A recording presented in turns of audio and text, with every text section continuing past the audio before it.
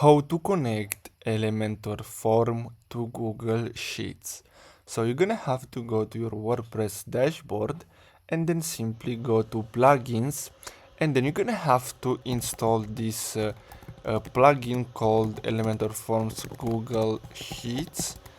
And then we're gonna have to install this one here, which is completely free. So click on install and active, and now we're gonna have to simply wait until this loads up. So as you can see, now we have the plugin, so we can simply click on manage plugin. And now here, if we go to the plugin section, so let's see, so as you can see, we have it right here.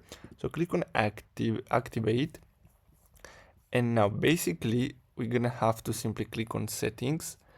And here, so basically now with this plugin, with all the forms completed, will be connected to our Google Sheets account.